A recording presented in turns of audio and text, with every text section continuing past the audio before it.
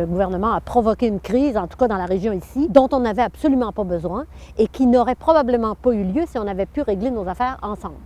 Vous pouvez imaginer que le centre-ville de Montréal décidait qu'il fait cavalier seul, tout le reste de l'île, vous vous organiserez tout seul. À notre mesure, ce qui se passe aux îles, ce qui est en train de se préparer aux îles, c'est la même chose.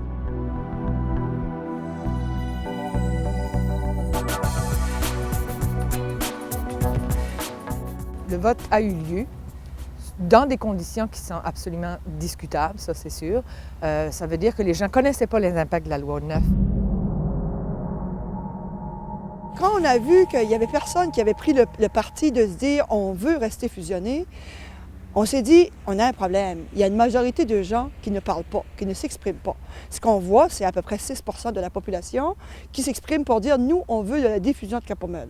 C'était clair, ça. Que 6 % d'une population de 13 000 habitants dans un lieu insulaire, acadien, décide du sort de l'ensemble, c'est absolument aberrant.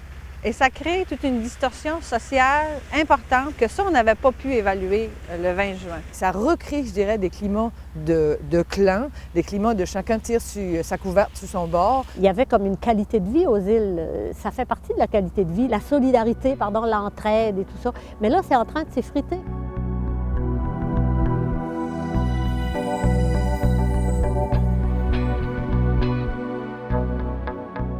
Le principal problème vient du fait que les gens n'ont pas été informés avant d'aller voter. Le principal problème vient du fait aussi qu'il y a eu des informations qui ont circulé, mais ces informations-là n'étaient pas justes. Et là, je parle surtout du résultat du rapport de la firme Roche, qui est une firme qui a fait une étude pour le gouvernement.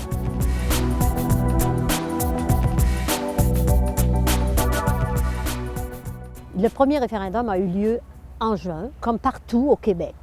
C'était déjà une mauvaise prise de décision, je m'excuse, mais le gouvernement a peut-être mal choisi son temps, en tout cas pour une région comme les îles. Si le gouvernement se dit si proche des régions et veut se rapprocher des régions, c'est le temps ou jamais de nous le prouver en nous laissant faire le deuxième référendum à notre mesure, à notre façon. Il faut absolument que